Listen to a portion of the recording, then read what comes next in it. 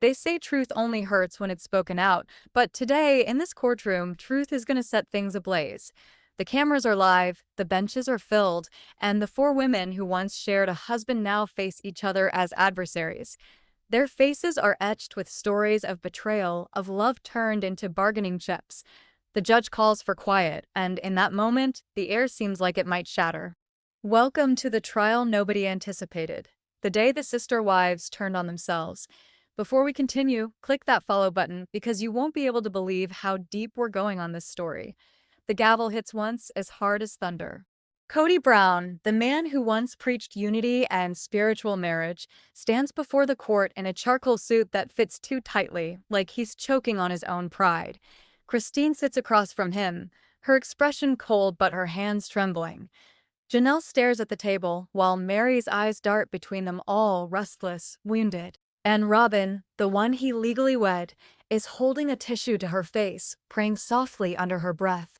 The clerk of the court recites the charge: fraud, emotional distress, and the unlawful concealment of joint assets. The crowd gasps. Kody shifts his jaw, avoiding anyone's gaze. The drama flashes back a few months from this scene to Flagstaff, Arizona. The family's final gathering before all hell broke loose. The wives are seated in the family room, their tension tight and contained. Christine speaks up at last. "I want my share, Kody. I want what I built." Kody chuckles, the tone drier than a tune. "You want your share. Of what? My heart." The sarcasm is like a slap. Christine leans forward. "Of the houses, the accounts, the years I sacrificed for your fantasy." Robyn interrupts, voice breaking. "Christine, stop. This isn't what we wanted." The reality show's camera lingers on her brimming tears. It was a meeting of family. It became Exhibit A instead.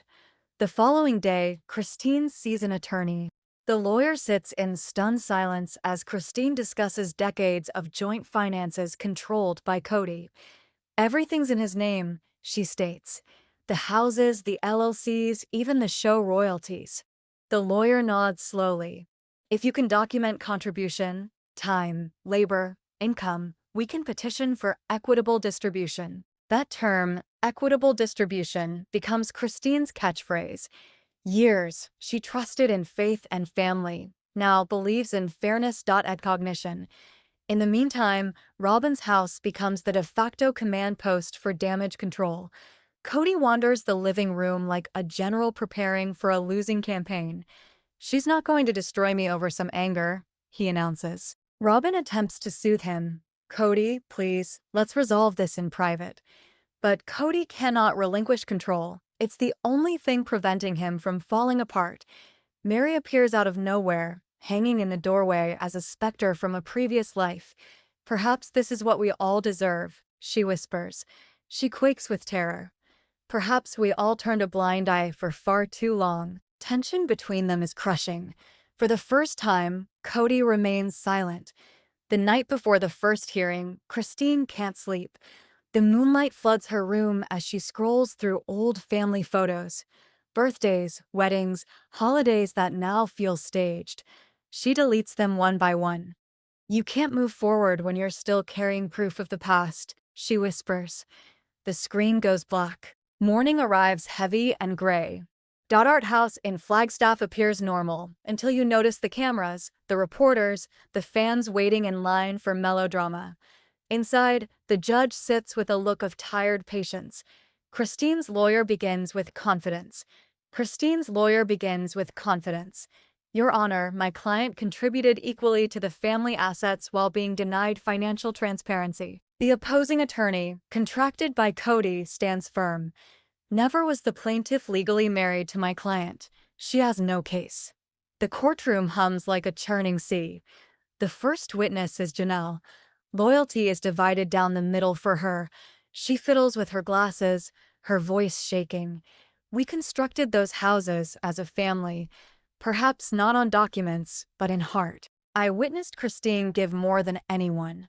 Kody fixes her with a hard stare. The judge nods, making notes. Robyn squeezes Kody's hand under the table, but even she is uncertain. On the street, reporters yell questions as the family leaves. Christine refuses to answer.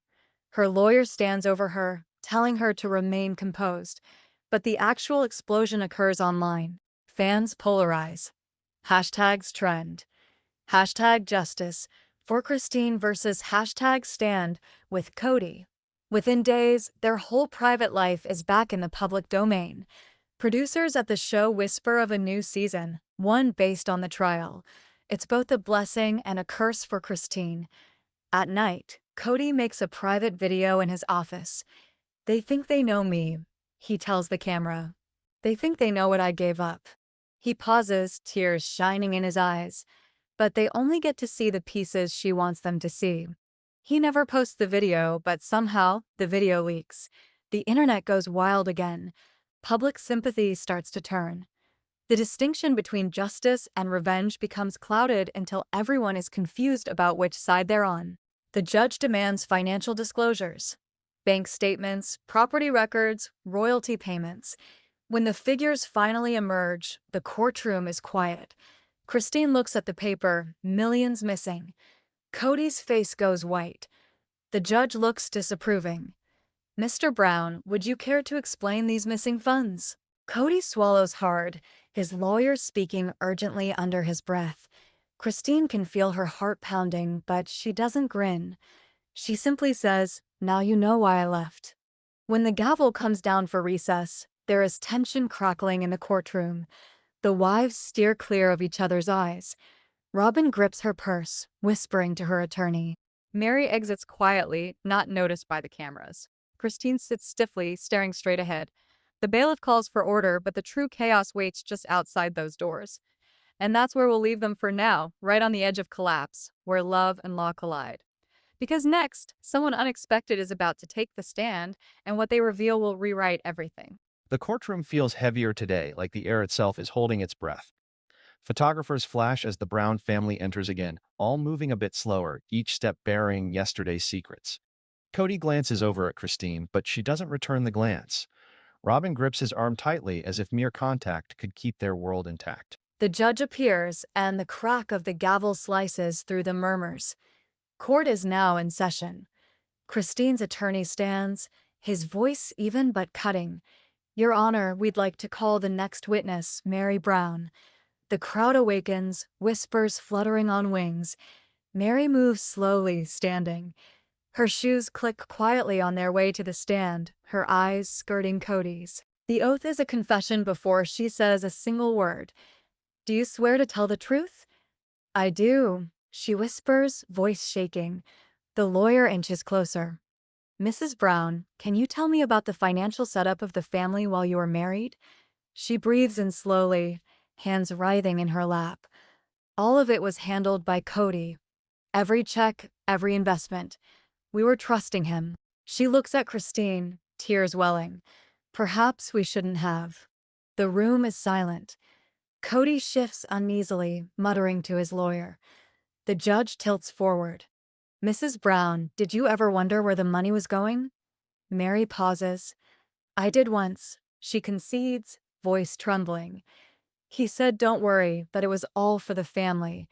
But then I found statements, accounts I didn't recognize." She nods as the lawyer holds out a folder. "These accounts?" She is crying silently now. The attorney addresses the judge. "Your Honor, these offshore accounts were established at the time that all four wives were bringing in income from the show and their own business endeavors." Gasp runs through the audience. Gasp runs through the audience. The air is charged, everyone's eyes on Kody. He smiles stiffly, but sweat on his temple. Christine's lawyer continues to question. "Mrs. Brown, why didn't you report it earlier?" Meri swallows hard. "Because I was scared. Scared of losing my family, scared of being the cause it all dissipated." Her voice cracks, but it was already dissolving. The silence that follows her words is endless. Christine closes her eyes. Robyn turns away. Even Kody's confidence appears to shrink under the pressure of it. The lawyer sits down, and Meri moves off the stand slowly, her pale face. As she passes by Kody, she says in a whisper, "You have erected your house of faith on sand." He does not respond. When the next call is for Robyn's name, she appears shocked. Your Honor, Kody's attorney interrupts. His wife should not be forced to testify. But the judge reminds him that she is included under the joint ownership of property. Robyn shakes as she steps onto the witness stand, grasping a wrinkled tissue. Mrs. Brown, the defense attorney starts. Can you verify whether you knew about the other accounts in your husband's name? Robyn shakes her head. No, I did not. I trusted him. Did he ever talk to you about money matters in private?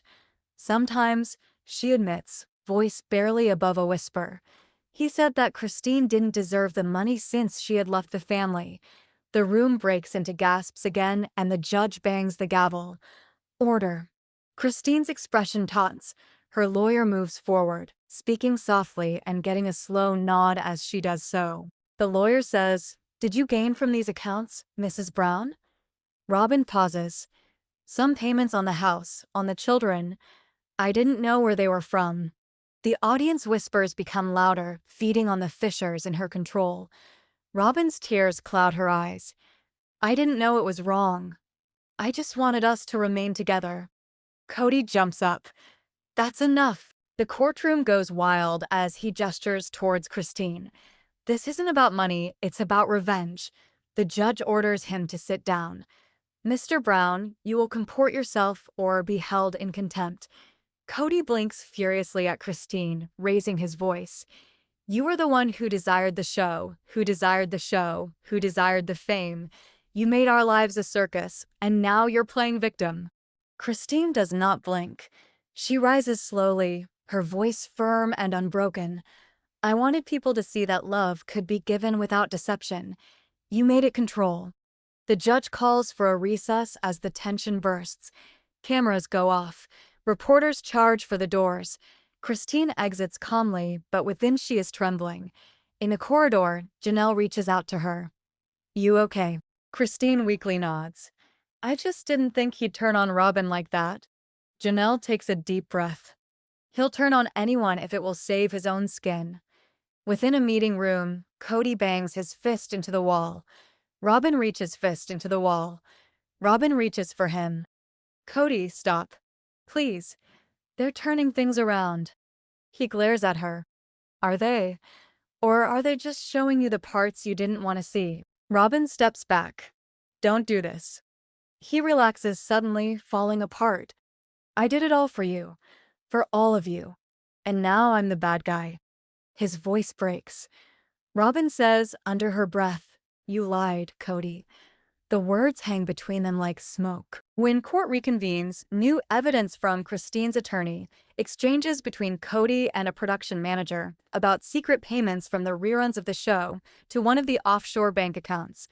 Kody's attorney is outraged and objects, but the judge permits it. The emails flash on the screen. The jury reads silently. The language stings, terms such as "keep it off the books" and "split between private channels." Robyn hides her face in her hands. Kody's eyes stare ahead, jaw clenched. The lawyer's words cut through the silence. "Mr. Brown, do you deny writing these emails?" Kody's tone is icy. "I don't remember." "Would you like to view the signatures?" He glares up at her. "I told you I don't remember." The courtroom hums again. The judge leans back and rubs her temples. "Mr. Brown, your responses will be taken under advisement in the record." Throughout the day, the emotion becomes raw. Janelle steps forward next, hesitantly. "We all thought he was it," she whispers. "We thought this was greater than us, something spiritual. But at some point, it was all about him." She glances at Kody. "You quit leading with love." Tears fill her eyes. "You began to treat us like property." Kody's expression hardens, but he says nothing. Janelle dabs her tears. "I hung in longer than I should have because I believed faith equaled forgiveness. But sometimes faith equals finally getting out of here." The crowd is silent, as if holding its breath in fear. In the distance, the press stokes the flames. Social media erupts again, calling it the Brown family betrayal trial. Talk shows debate who's telling the truth. Even old cast members from the show post cryptic reactions. Inside the courtroom, Christine feels both vindicated and hollow. She never wanted this war, she just wanted to be free of it. During a recess, her lawyer tells her, We're close. The financial proof is strong. She nods, but her voice shakes. It's not about money. It's about years of being invisible. He puts a hand on her shoulder. Then let's make sure you're visible now. Inside, Kody's attorney attempts one final strategy, emotional manipulation. He summons Christine back to the stand. Mrs. Brown, don't you remember saying you'd never destroy your family, no matter what? Christine nods slowly. Yes. And yet here you stand, destroying it. The words hurt. She turns her gaze to Kody. No, I didn't break it. I just ceased pretending that it wasn't already broken. The crowd grunts and even the judge hesitates before calling for silence. The camera captures Christine's eyes, stern, hurt, and finally free. At day's end, everyone is tired. Meri slips silently out, the paparazzi at her heels. Janelle sits outside with Christine on the courthouse steps. He'll fight harder tomorrow, she cautions. Christine nods. Let him. I'm done being afraid. The sun sets behind them, casting long shadows on the stone steps.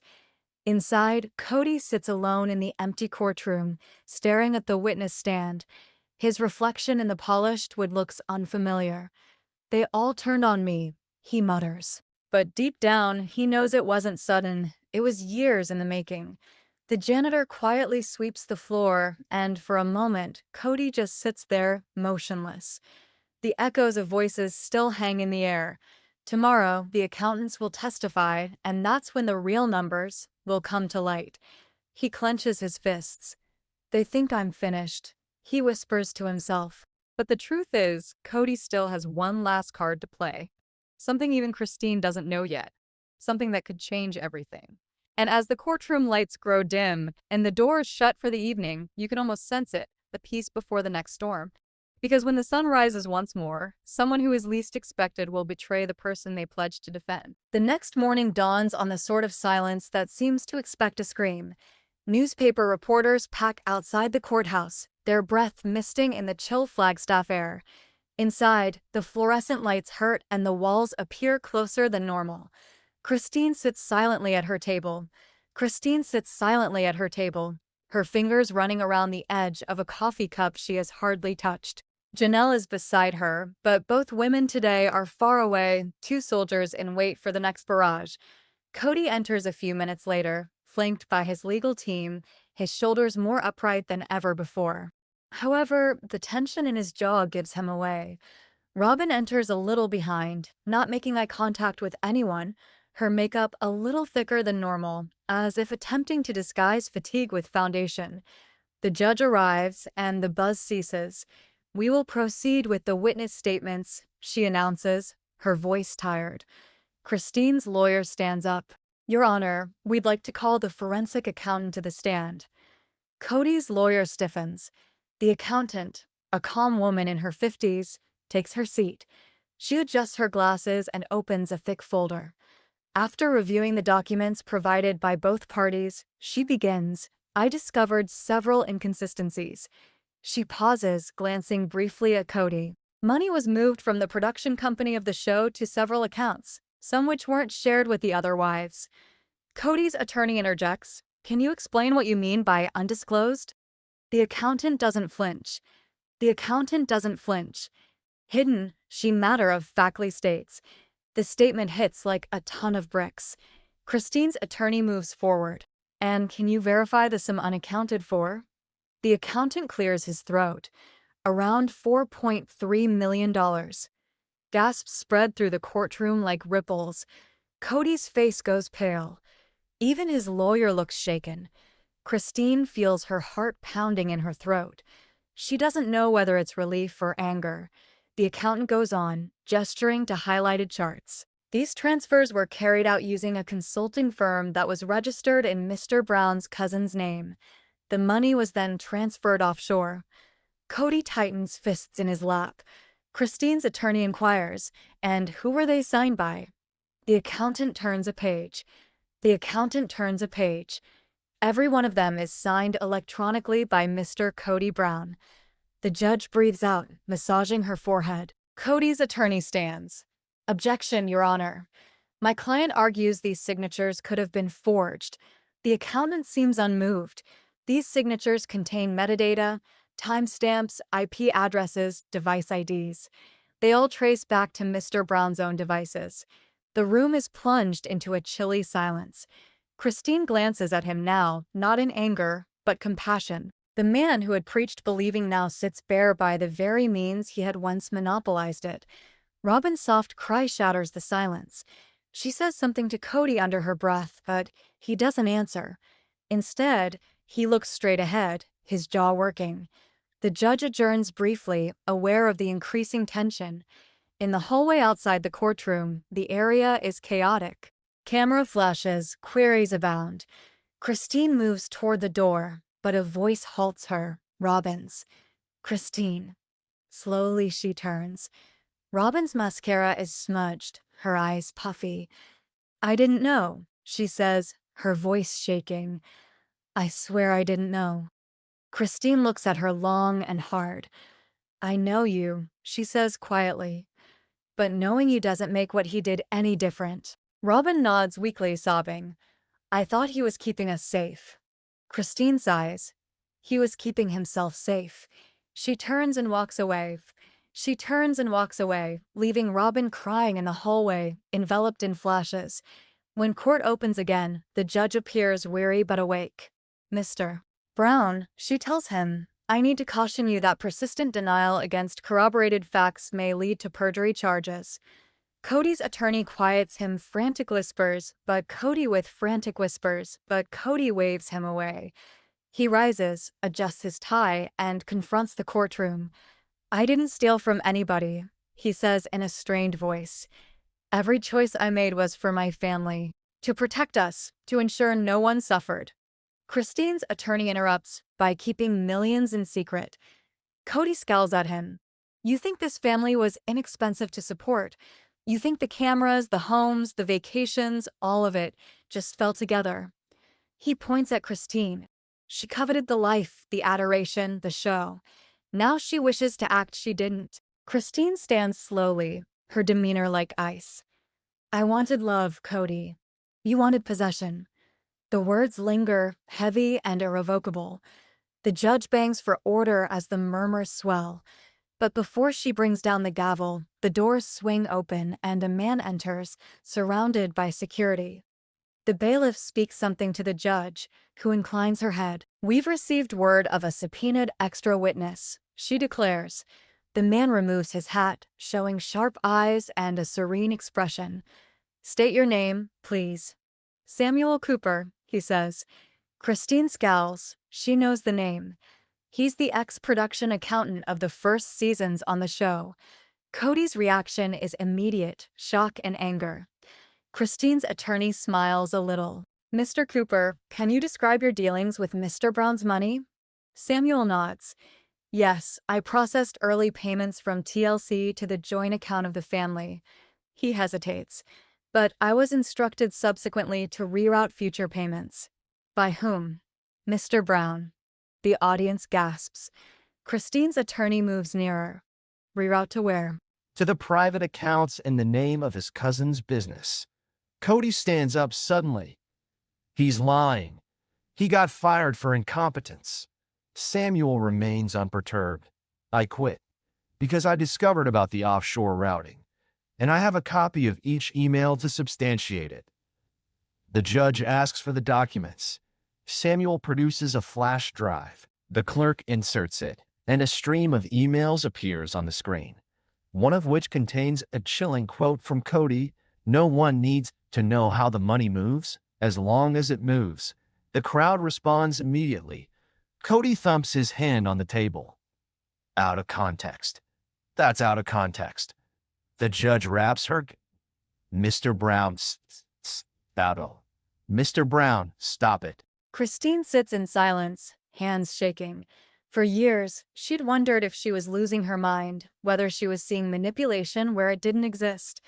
Now, every word on the page seems to be vindication. But the vindication is bitter. As Samuel exits the stand, Kody's attorney asks for a chance to review the authenticity of the new evidence. The judge allows it but warns everyone. This court will get to the truth, whether voluntarily or not. The court goes on lunch break, but no one eats. Outside, Christine sits on a bench, her mind racing. Janelle joins her. "You okay?" she asks. Christine slowly nods. "Just numb." Janelle breathes out a sigh. "He's unraveling, Chris. I've never seen him like that." Christine stares into the distance. "He's not unraveling," she says softly. "He's revealing." Back inside, Kody's team tries damage control. His lawyer proposes a narrative that paints Christine as manipulative, suggesting she orchestrated the timing to coincide with her new media deals. Christine's lawyer smirks. Deflecting guilt with gossip isn't a defense. The judge agrees, urging them to proceed with substance. Abruptly, Robyn rises, voice trembling. "Your Honor, may I be heard?" The judge pauses, then nods. Briefly, Robyn addresses the room. "This isn't about the money," she says. "This is about what we all permitted. I permitted him to dominate. We all did. Because we wanted to believe in something sacred, something greater than ourselves. But it wasn't sacred. It was only him." Her tears stream freely. "And I'm sorry for not seeing it sooner." The room is stilled except for her tears. Christine gazes down, her own eyes welling up with tears, but she doesn't say a word. The judge clears her throat. "Thank you, Mrs. Brown. You may sit." Robyn weakly nods and sits down, shattered but relieved. Kody doesn't look at her. His face is unreadable, somewhere between rage and disbelief. His lawyer whispers something about plea negotiations, but Kody shakes his head violently. "No deals," he hisses. "I'm not guilty." Christine watches him, realizing that for all his control, he's lost the one thing he can't buy back: belief. The courtroom settles as the judge announces, "We'll reconvene tomorrow for closing testimonies." Court is adjourned. The gavel strikes, echoing like thunder. As the crowd starts to leave, Kody remains seated, his eyes fixed on the vacant witness stand. He remembers every detail: the laughter, the meals, the pretentious smiles for photographers. He believed he could script it all indefinitely. Now the tale is unfolding against him. Outside, Christine hesitates on the steps of the courthouse, her hair caught in the wind. She glances back through the glass doors and can see Kody still there, a shadow of what he once was. For the first time in years, she doesn't feel angry or scared, just finality. But then, as she turns to go, her phone buzzes. A text. No number. "You don't know the whole story yet." Her heart freezes. The writing goes on. "There's one more person you need to speak with, someone who knows where the rest of the money is." She scans the room, but no one's around. The phone vibrates again. "Meet me tomorrow, court morning." She looks at the screen, realizing that this isn't finished. The reality she struggled so desperately to uncover may just be the tip of something sinister. And as the courthouse doors shut at nightfall, thunder booms over Flagstaff, reverberating through the streets like justice. Tomorrow will shake things up once again. The courtroom lights are more unforgiving today, cutting through the heavy air like truth finally breaking in. The cameras roll already as Kody Brown walks in, accompanied by his attorney, his face set and inscrutable. Across the aisle, Christine sits with her team, hands folded, knuckles white. The day's testimony will be explosive. The accountants are on the stand, and the financial reality of the Brown Empire will at last be revealed. The judge calls for order, and the hushed murmurs give way to a strained silence. The accountant, a gray-suited man with a placid demeanor, rises and takes the oath. He arranges folders, computer files, and statements in careful order, as if a surgeon was scrubbing in for a surgery. "Your Honor," he starts, "these records reveal the movement of funds from Brown Family Enterprises into two different accounts within the Cayman Islands and one in Belize. All three accounts are under the name of Kody W. Brown." The collective gasp is akin to the tearing of a wall. Christine's attorney steps forward. "And can you verify the source of those monies?" "Yes," the accountant replies, rifling through his pages. "Revenue from the TLC show, merchandise sales, and public appearances, all of which were shared family businesses." Kody's attorney protests, but the judge shushes him. Kody's facade starts to crack. His jaw muscles flex, his eyes moving back and forth from the accountant to Christine. The lawyer continues. Mr. Brown, did the wives have access to these accounts?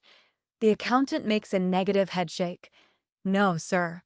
The accounts were concealed under a business pseudonym, Brown Family Faith Foundation, which isn't even lawfully registered. Christine leans forward, whispering something in her attorney's ear. The judge turns his attention to Kody. Mr. Brown, are you ready to tell me about this? Kody takes a sharp breath. Those were reserve funds. The show wasn't solid. I was shielding the family. Christine interrupts, her voice shaking but unyielding. Shielding us, or shielding yourself. The judge slams down the gavel. Mrs. Brown, avoid direct comments. But it's too late. The words linger thick in the air. Kody appears trapped. The patriarch who knew how to lead is now the accused man who can't talk his way out. Robyn is in the gallery, silently crying tears down her face. She doesn't glance at Kody. She is recalling the late nights, the hushed-up phone calls, the times he dismissed her questioning with, "You wouldn't understand." She had understood. She just didn't want to admit it. Meri and Janelle sit next to her, both engrossed in their own silence. The accountant continues, revealing another layer. Property transactions, real estate under Robyn's name, purchased with the offshore funds. Undefined. Robyn gasps audibly. Undefined. That's not possible. She whispers. Undefined. Christine's lawyer glances toward her. Undefined. Mrs. Undefined. Mrs. Undefined Brown. Perhaps you'd like to clarify. Undefined. Robyn's voice cracks. Undefined. I didn't know. Undefined. I didn't know about undefined. I didn't know. Undefined. I didn't even know about. I didn't know. Undefined. I didn't know about. I didn't know. Undefined. I didn't know. Undefined. I didn't know. Undefined. I didn't know. Undefined. The courtroom buzzes again, the press furiously scribbling. Undefined.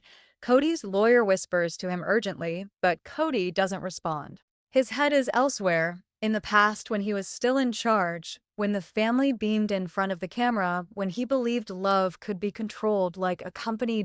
Undefined. The judge orders a recess. Undefined.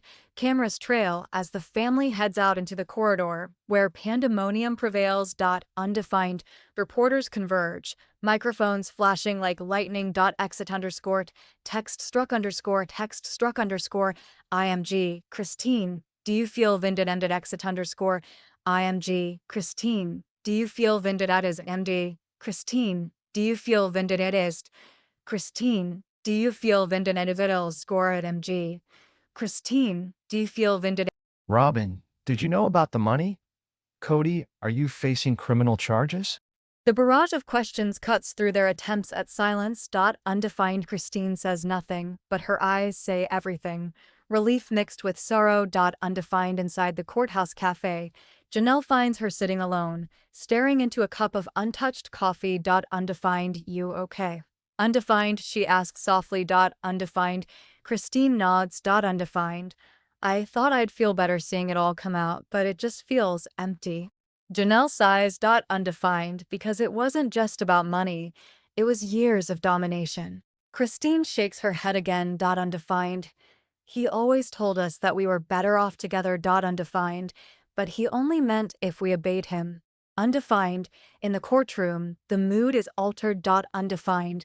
The accountant concludes his testimony, but the defense attempts to twist it now. Vendor Kody's attorney stands, his tone silky. Ladies and gentlemen of the jury, this is not a man who went about lying. This is a man who erred in an attempt to shield a family that was disintegrating. He addresses Christine. You of all people know that. Christine is not speaking, her gaze icy. Unshaken, the lawyer persists, making an appeal to compassion. Polygamy is complex. Now it's messy. It creates misunderstanding. Is this really the time we are going to crucify a man who is attempting to handle the mess? The courtroom is split, some heads bobbing, some bobbing in negation. Then stands Christine's lawyer. Trying to manage chaos doesn't mean hiding millions.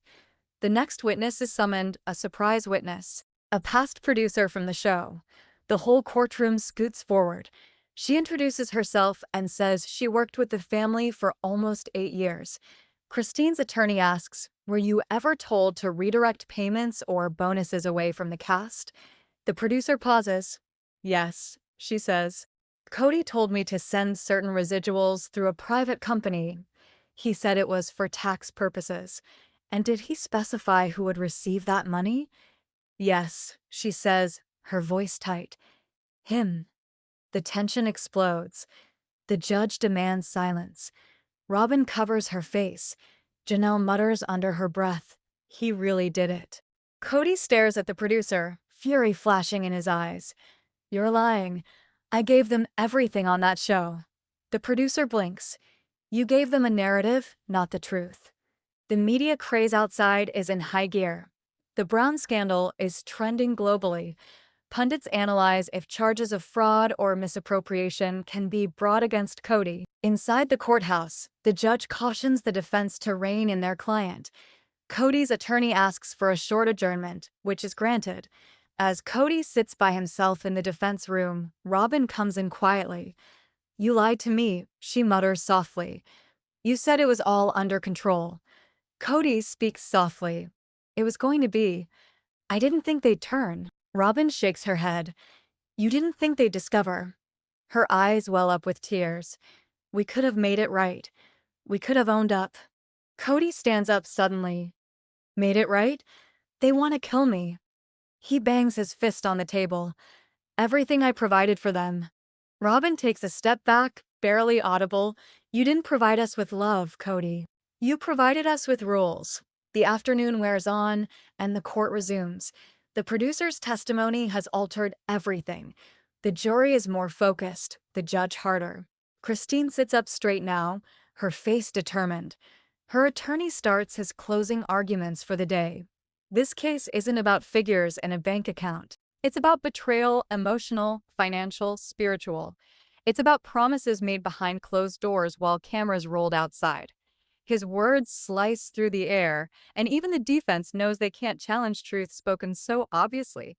Kody's attorney attempts to refute, but his claims ring hollow now, the desperation evident.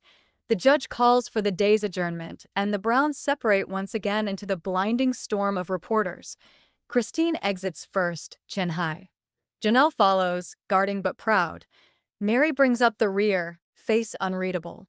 Robyn remains behind, observing Kody as he collects his documents. For the first time, he appears small, a man surrounded not by loved ones, but by repercussions.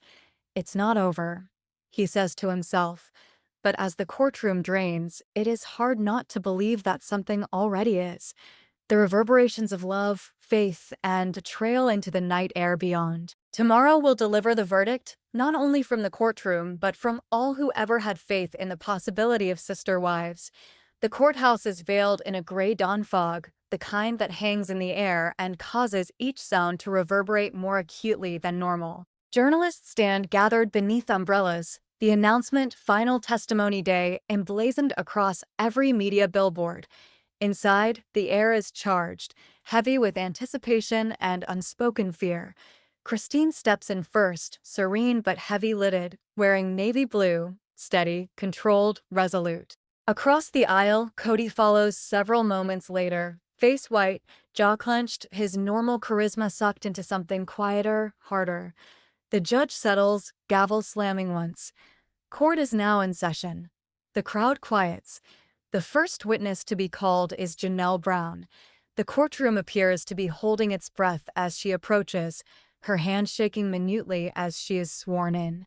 "Mrs. Brown," the attorney starts out, "you lived within this family dynamic for almost 3 decades.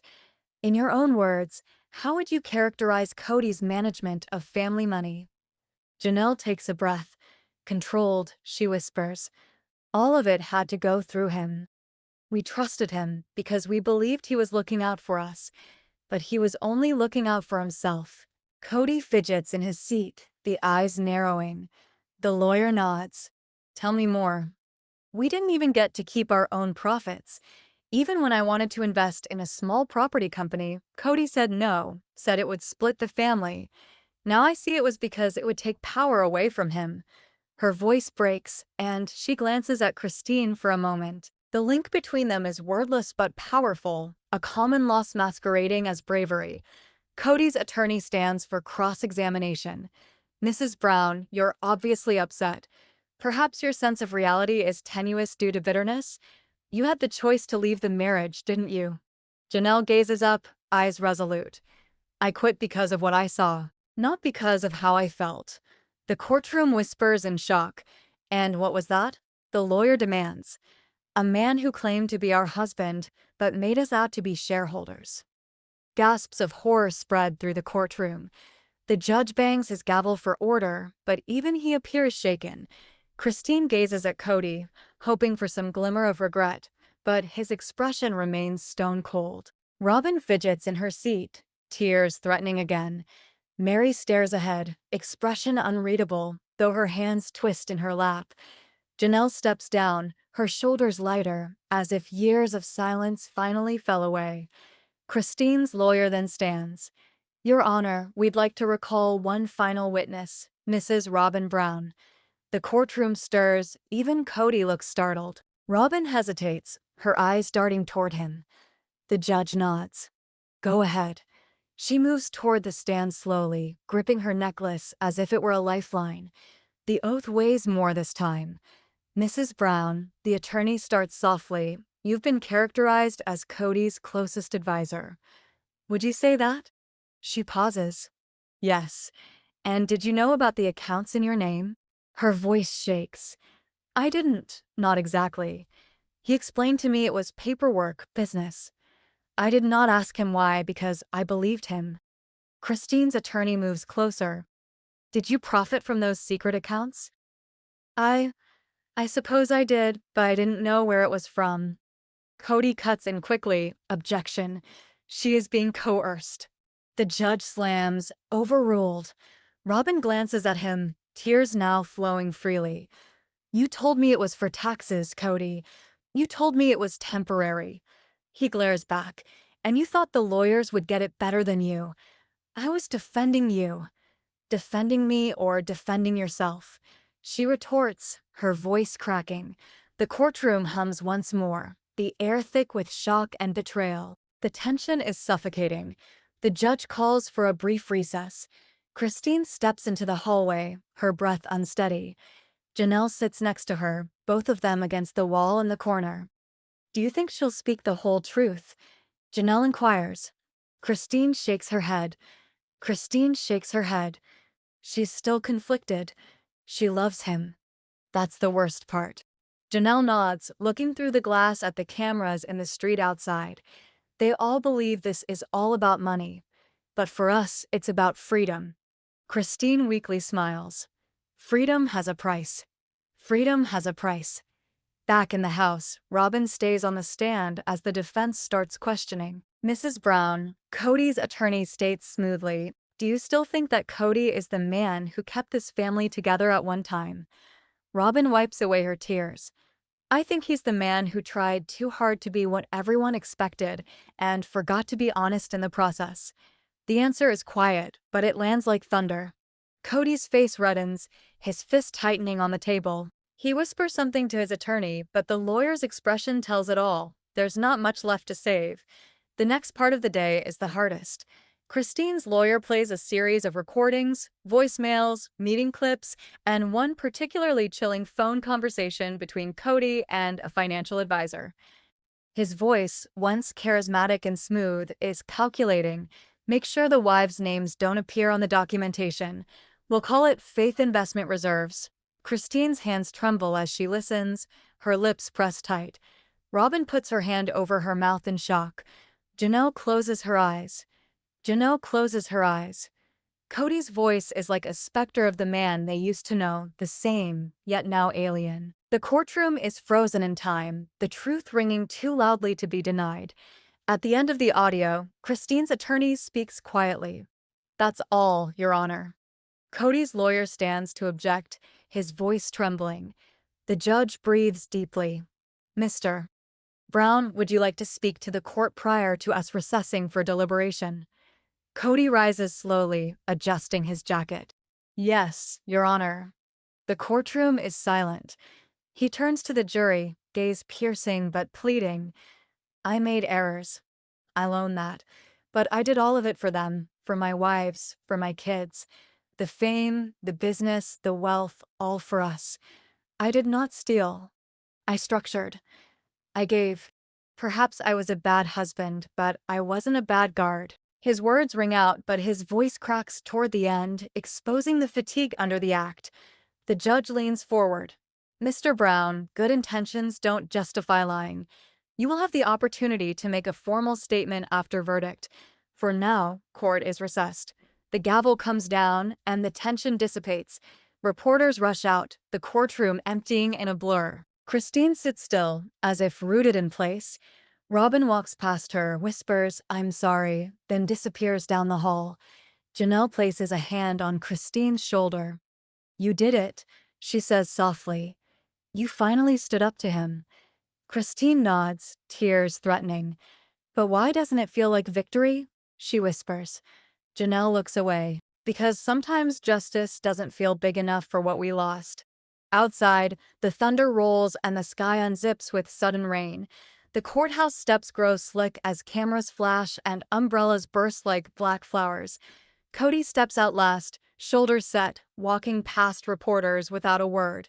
For once, there is no speech, no control, only a man consumed by silence. That evening, news channels play the day's testimony over and over.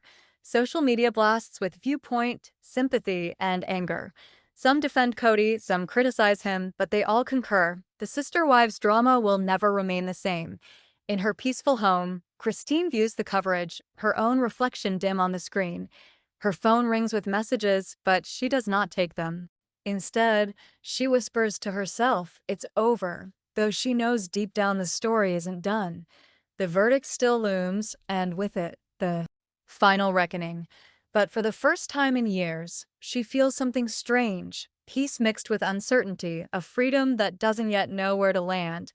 Morning will bring judgment. But tonight, the entire Brown family sleeps not, tormented by their own versions of the truth. Kody gazes at a lonely hotel room ceiling. Robyn cries silently into a pillow. Meri holds an old photo, and Janelle and Christine share a single message.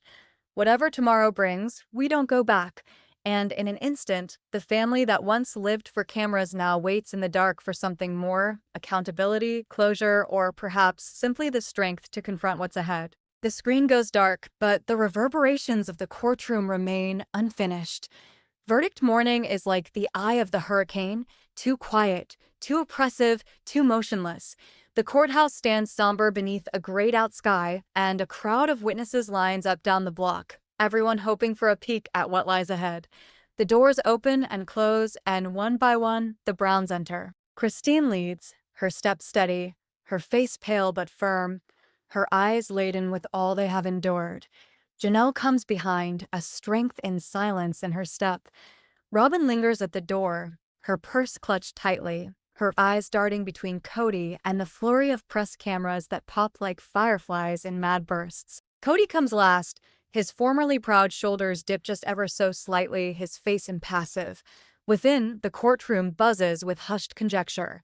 The judge assumes the bench, his gavel falling once to establish order, the sound ringing like thunder through the charged silence. We are gathered to render a verdict in the case of Brown versus Brown, he speaks. The clerk rises, holding in his hand a folded document that could just as well be a bomb. The voice of the foreperson of the jury quavers. We, the jury, find in favor of the plaintiffs. Christine shuts her eyes. Janelle breathes out. Robyn gasps quietly. The judge nods gravely as the words go on. We find that Kody Brown did willfully conceal marital and business assets with intent to defraud. Gasps spread through the courtroom. Kody's attorney puts his head down, while Christine's team hug briefly. The cameras outside capture it all. Tears, relief, silence, disbelief. Kody doesn't stir. His jaw muscles flex, his eyes staring at the table before him, as if he can make this all disappear by sheer determination to deny it. The judge goes on. Aside from restitution of the secret assets, this court decrees instant forfeiture of any offshore assets and distribution of the remaining real estate according to state law. Kody's hand shakes ever so slightly as he clutches the table edge. Christine listens, her heart racing. It's done. Years of submission, years of going unheard and unseen. It's really done. The court recesses, but no one rises. Time is frozen, a blend of victory and grief and disbelief. Tentatively, Christine gets up, her legs nearly weak under her. Robyn remains seated, her eyes fixed on Kody. "Say something," she says quietly. He doesn't answer. Instead, he does at last get up and surveys the room, the judge, the attorneys, the onlookers, and then turns to the women who had once been his wife. "You all believe that this is justice?" he says, his voice shattering the silence. "This isn't justice. This is revenge masquerading in the robes of the court." Christine's attorney begins to protest, but she lifts her hand. "Let him speak." Kody's voice becomes more forceful. "You wanted me to take charge, to care for, to decide, and I did.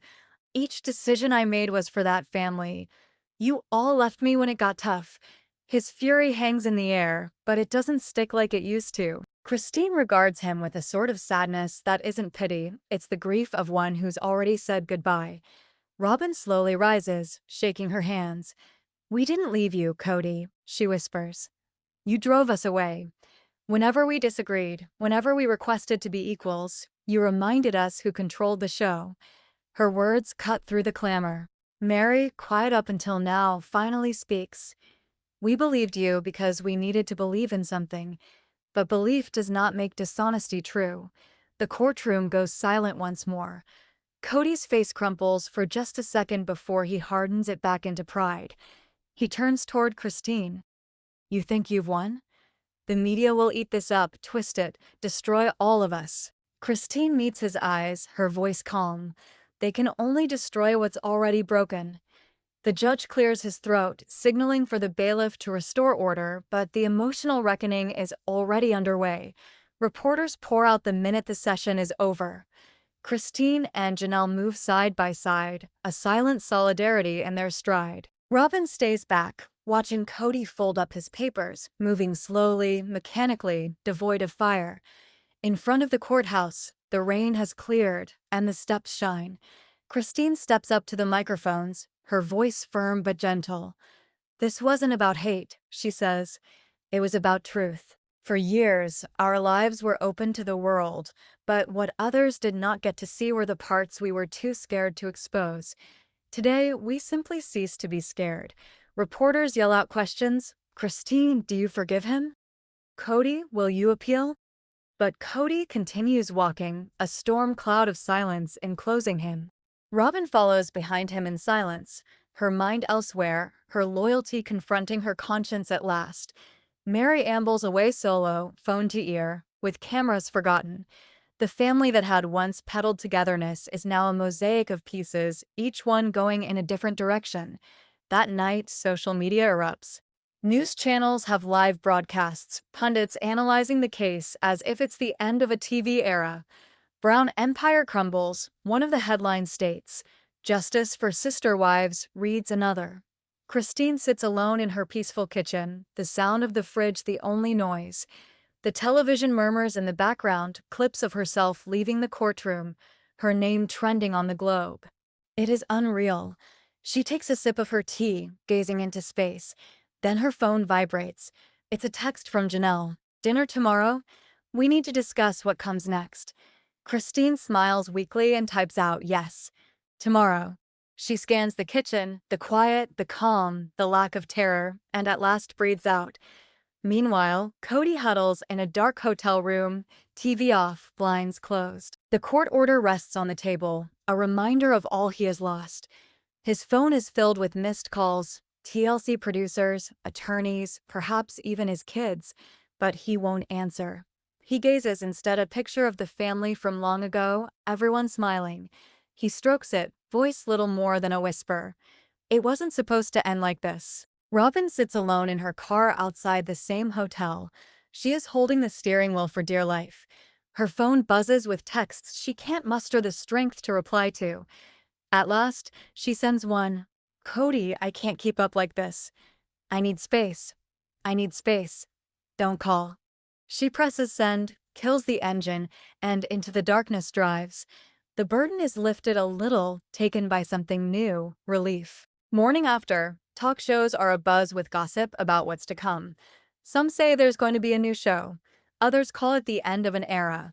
But for Janelle, Christine, and Meri, things are different. They gather discreetly at a small cafe, the sort of place with no cameras or expectations. We can't be who we used to be, Janelle says. Christine nods. Christine nods. We don't have to.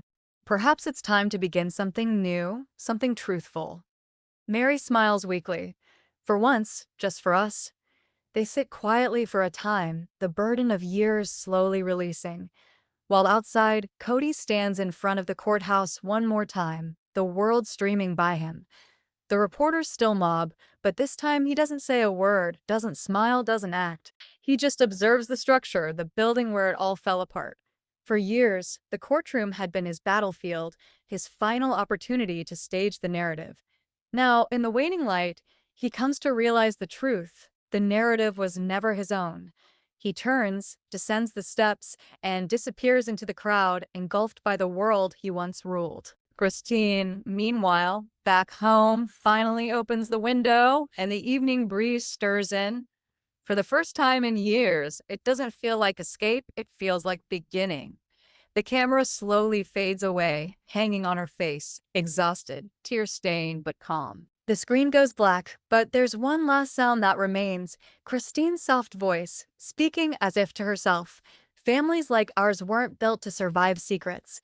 Perhaps we were supposed to break apart, so that we might finally see what love without fear looks like. The last image is a sunrise bursting through dark clouds. New, unknown, but unmistakably beautiful. The story that started with control ends in freedom, and the world, once again, feels like it's finally moving toward truth. The courthouse is a tomb of echoes the day following the verdict, vacant benches, sheets of paper littering the floor, and subtle residue of perfume and sweat from the previous day's tempest. The cameras have vanished, yet their spectral buzz still resonates in the atmosphere. The outside world has already progressed to the next breaking news headline, but the Browns' world has ground to a halt. Christine rises early, her heart still burdened with the weight of the victory. She clears a spot on the windowpane with her palm and gazes out into the pale morning light that spills over the still, dark streets of Flagstaff. The victory ought to be like liberation, but it feels like being poised on the brink of something enormous and unknown. Across town, in a different neighborhood, Kody sits on the side of his hotel bed, eyes empty, the verdict letter still sitting on the nightstand. He hasn't slept. The quiet is torturous, haunted by the specters of every fight, every vow, every time he was convinced he was in the right. He fingers his phone, no calls from Robyn, none from his children. Only the harsh, ragged sound of his own breathing. They wanted me gone, he grumbles. Now they've got it. And yet, even as he speaks, the certainty falters. He gazes at his own face in the window, a figure alien to the patriarch who once dominated 4 houses with authority. The figure staring back is small, exhausted, and denuded. Christine runs into Janelle at the coffee shop, the very same one they had discussed going to during the trial but never mustered the nerve. It's deserted, with the aroma of cinnamon and freshly brewed coffee. "You look like you slept even less than I did," Janelle murmurs. Christine weakly smiles. Sleeping feels foreign now. "Hold on," they say. "This can't be right. Like my body doesn't know how to relax after all of it."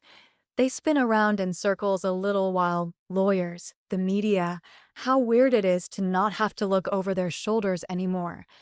At last, Janelle leans forward. "Think he'll appeal?" Christine stirs her tea, observing the waves dissipate. "He might. But even if he does win something back, he's already lost what counted." At the other end of town, Robyn sits in her car in front of her children's school, drumming the steering wheel with her fingers. She's been dodging calls, the producers, the publicist, even Kody. The world is clamoring for explanations, but she's got none. Her children play inside, laughing as they run to her, oblivious to the storm that now characterizes their family. She smiles for a brief instant.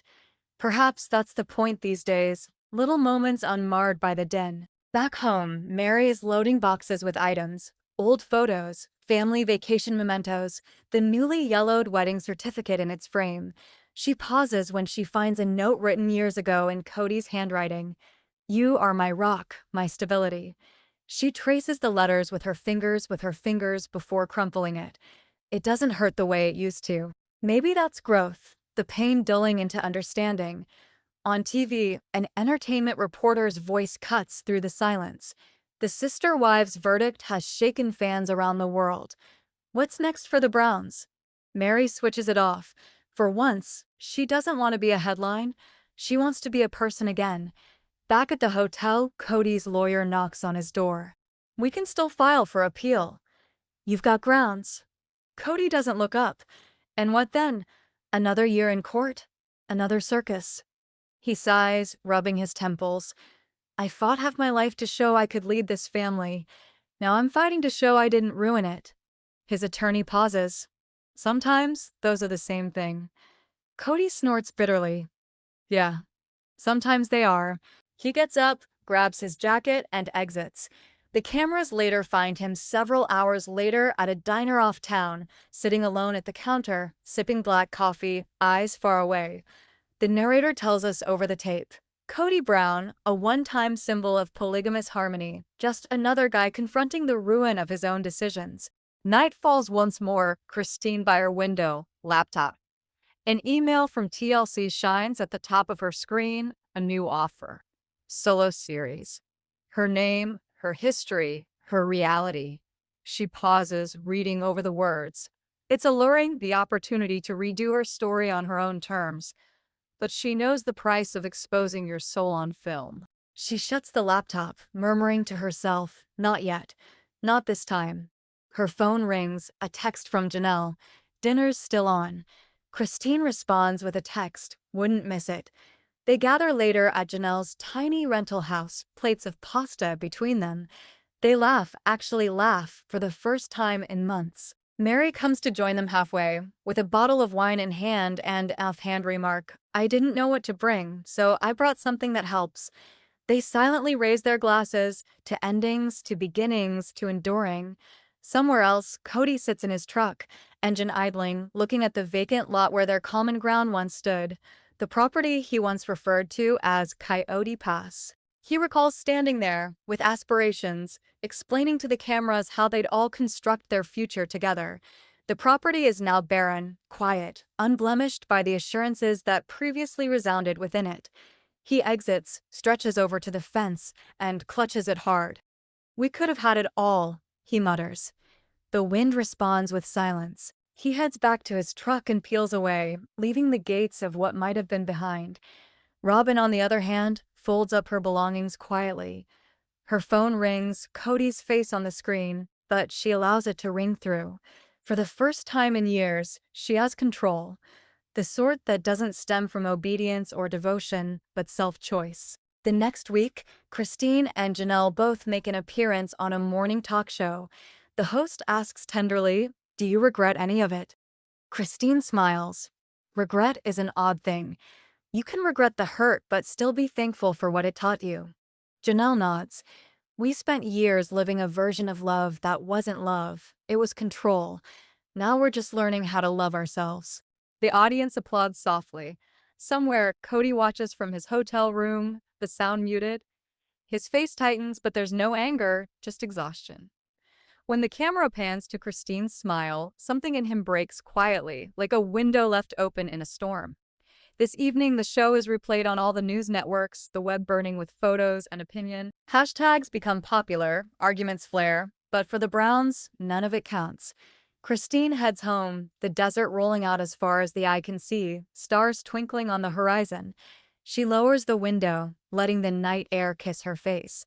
For the first time in years, it feels like peace, not the fragile peace of pretending, but the grounded kind that grows from truth. She whispers to herself, "We're free." Back at the empty Coyote Pass, the wind carries the faint sound of laughter from miles away. Christine, Janelle, and Meri at their dinner, Robyn humming softly in her new apartment, Kody driving with no destination. The family that had once been a testament to oneness has finally broken into something real, individuals, human and unencumbered. As the moon glows high, a single question reverberates in the silence that holds them all. Perhaps this was never marriage or family or fame. Perhaps it was always truth, and the courage to now confront it. The weeks that pass after the verdict are like the aftermath of a hurricane. The debris is evident, but so is the horizon. The courthouse falls silent, cameras look elsewhere, and the roar of the public quiets to a gentle buzz of interest. For the first time in years, Christine awakens without the pressure of an audience upon her chest. She moves through her home, the one she fought for, the one she fought for, the one that is now fully hers. The sun shines through the drapes, warm and non-critical, and she thinks this belongs to me. Janelle rings just as Christine is making coffee. "Ready for today?" she asks, her tone playful. "It's not press day, is it?" Christine jokingly taunts. Janelle chuckles. No microphones, no cameras, just life.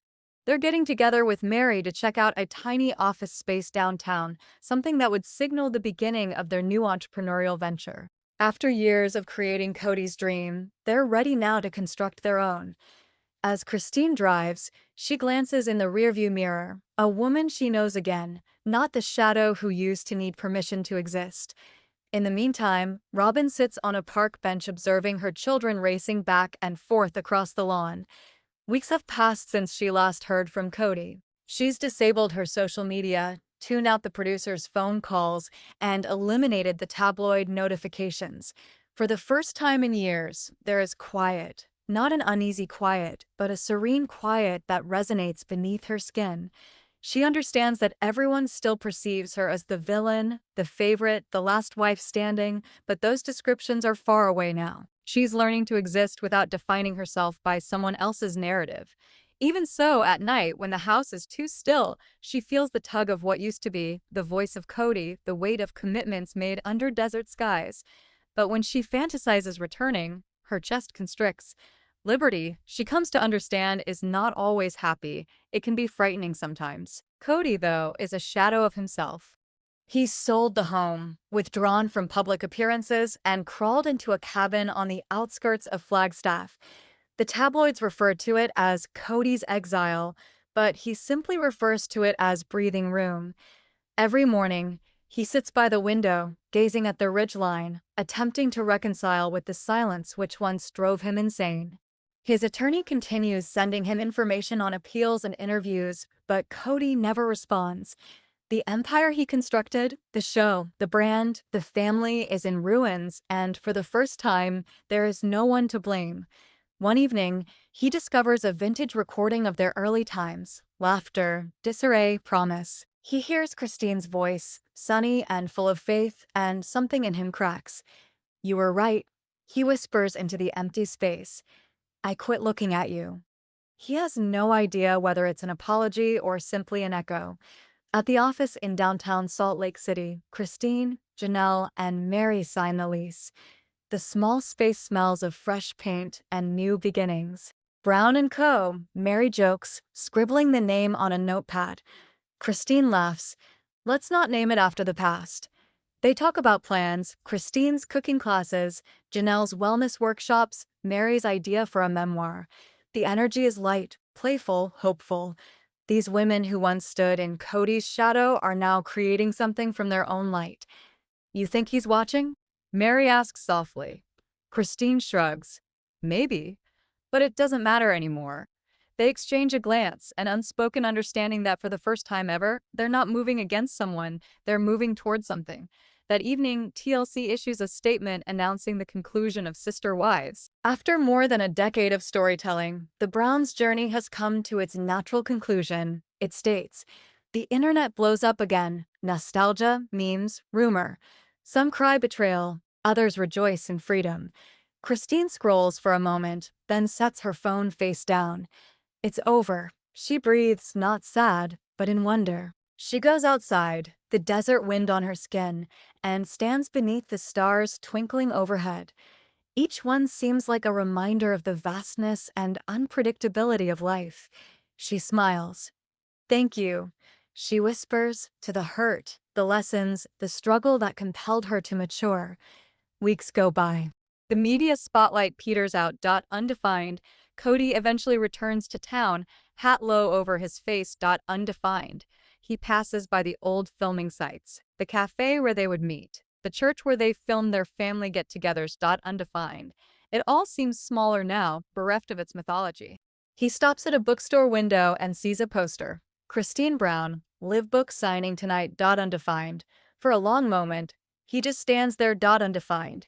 He doesn't go inside. Undefined. He doesn't need to. Undefined. He doesn't need to. Undefined. He turns and walks away. That sometimes letting go isn't weakness. It's mercy. Undefined. Inside the bookstore, Christine signs copies of her memoir, Breaking Faith. Undefined. The line winds out the door. Fans thank her, remind her how her bravery encouraged them out of their own toxic relationships. Undefined. She smiles, still humbled. Class.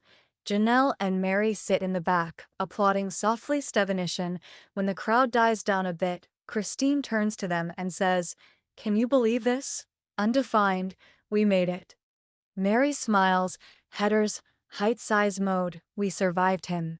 Janelle adds, "No, we survived ourselves." They all laugh, and for a moment, everything feels weightless. Later that night, Kody drives by the bookstore. He sees Christine embracing a reader through the window, her face radiant with purpose. He smiles very slightly, not bitter, not jealous, just accepting. Perhaps this is what love looks like when it's divested of possession, a quiet hope for another's joy. He continues driving, the highway rolling out before him. Robyn, home with her children, receives a text from Christine. "No hard feelings. I hope you find peace." Robyn gazes at it for a very long time before responding, "You too." She puts down the phone and gazes out into the night sky. Her reflection looks back, softer now, quieter. For the first time, she thinks that peace may indeed be possible.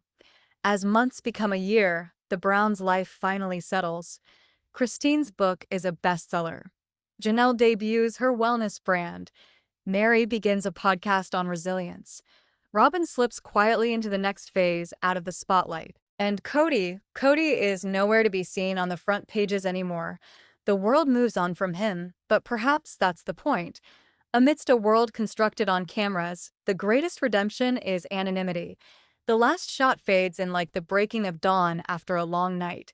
Christine is on a cliff overlooking the desert, wind blowing through her hair, sun behind her. Her voice drifts across the landscape, gentle and confident. We all build families believing love will save us. But sometimes love isn't about staying, it's about knowing when to walk away.